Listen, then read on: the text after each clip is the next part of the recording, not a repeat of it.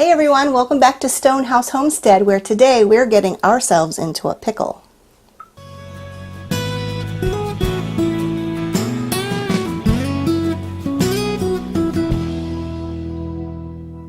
Thanks for joining us today on Stonehouse Homestead, where we're taking small steps towards self-sufficiency. We're using what we have to do what we can right here where we are. And what we have nowadays is a ton of cucumbers. We have a bumper crop this year. Usually about this time of year, our cucumber vines are starting to die from bugs or whatever gets into them. But even with the dry weather, we are just exploding with cucumbers. And we do make pickles, but today I want to show you how we actually ferment pickles, or ferment our cucumbers to make pickles. This is one of my favorite ways to preserve the cucumbers. I liked fermentation, number one, because it's really easy and it's quick. It doesn't heat up the house. It's got really good bacteria for your gut. So if you take probiotics or something to help your stomach bacteria stay healthy, a lot of people don't take those. Instead, they eat fermented foods. So that's another really good thing about fermented foods. It's really good for your gut health. And these taste fantastic. One of my very, very, very favorite ways to eat cucumbers as dill pickles is fermented. So I'm going to show you how we do that.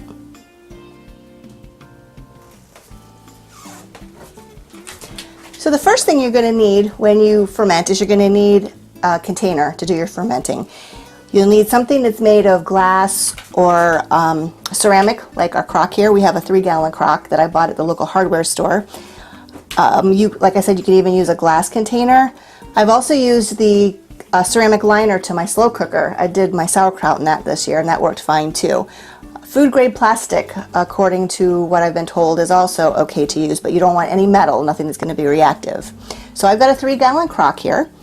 And in the bottom of the crock, we are going to put, oh, by the way, the instructions I'm using are from wildfermentation.com. So you can go in there and check out more recipes for fermenting. So I just want to give them the credit for the recipe I'm using here. So we're going to put in the bottom a few heads of flowering dill from the garden. Now I should mention, before you get started, you're going to want to make sure that everything is really clean. I've cleaned out the inside of the crock with hot soapy water. The cucumbers have been washed, so you just want to make sure everything is clean because you want the good bacteria to grow and you don't want to have any contamination with bad bacteria.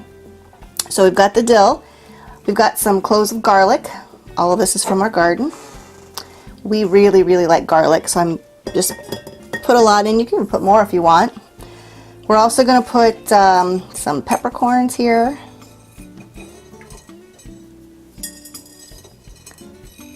However many you like. I think the directions said a pinch, so whatever a pinch is to you.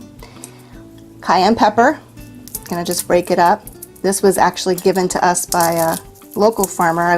They aren't even here anymore. They moved, but it was a great farm. I miss them, but they always threw extra stuff in my bag when I went, and this was one of the gifts that they gave. So there's the cayenne pepper. Then I'm gonna put 2 tea bags in the bottom. Now, the reason why is because you need the tannins in this. I'm going to take the staples out too, you don't want anything metal. You need the tannins in the tea to help keep the cucumbers crispy. The directions call for using grape leaves or oak leaves. Of course, I have no grape leaves. We don't have any oak trees here, they're all maple. There's a few other things that you can use, but this was the thing that I had available, most readily available to use, was the tea bags. And everything I read said that they do just fine. All right, so then you're going to take your cucumbers. And after they're nice and washed, you want to make sure that you cut the blossom end off. This is the end where the blossom was. This is the stem end. You're going to cut a tiny bit off of the blossom end, and you're just going to lay it in there.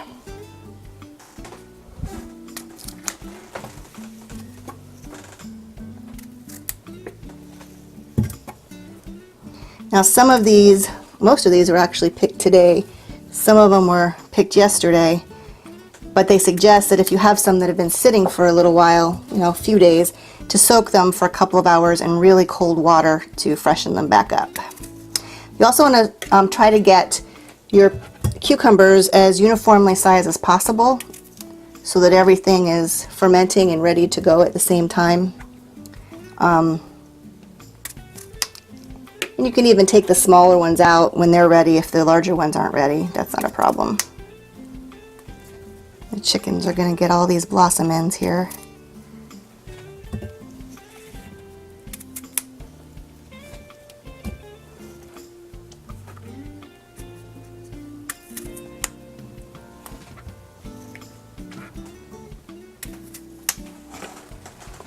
Okay.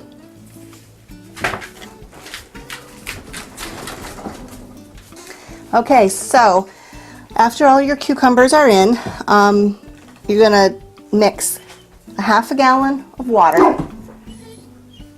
Somebody is barking at the cat. You're going to mix a half a gallon of water. Filtered water is the best. You don't want any of those extra chemicals in there that might cause things to taste a little off. And 6 tablespoons of canning salt is what I use, canning and pickling salt. You could also use sea salt. That's what's recommended. I didn't have any sea salt, so I used the canning and the pickling salt. You're going to dissolve the salt in your water, and you're going to dump it in over top of your cucumbers. Now, it's probably not, be right back. It's probably not going to cover everything, but that's where our next step comes in. And if you find that it doesn't, then all you have to do is make a little more brine and put in. So once you have your liquid in there, you're going to take a plate, a nice clean plate, and you're going to turn it over and set it on top of your pickles. And then I have a clean jar here that I filled with water to act as a weight. And the idea is you need to keep the cucumbers underneath the brine, and you're not supposed to let any air touch it. If you let any air touch it, that stops the process, or actually, I don't think it stops it, I think it actually allows bad bacteria in, because fermenting happens in an anaerobic environment, which means without oxygen. So you're just going to weight it down, make sure everything's kept under the brine, and then when that's finished, just take a towel, clean towel of course, cover it up,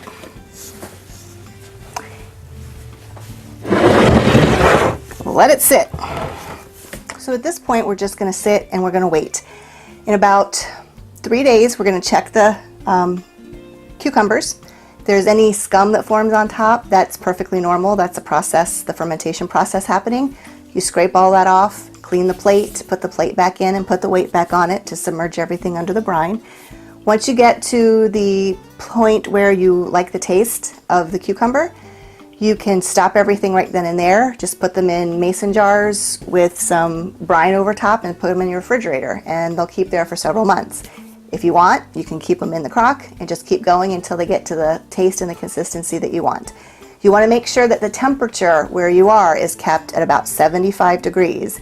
Any higher than that and you run the risk of having too soft pickles. Any lower than that, then it just slows things down and it takes a lot longer for the process to happen. If at any point you find that they smell off, not like they're pickling, but a really bad smell and they get slimy, throw it out. Something happened, it didn't work, throw it out and try again.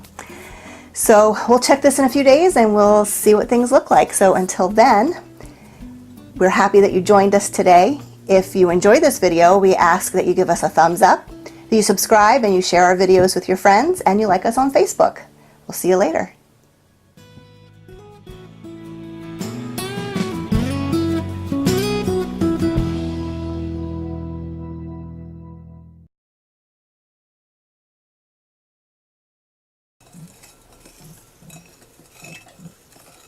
Hey Dutch,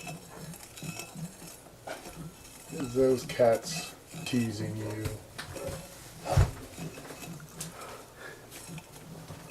Are they teasing you, huh?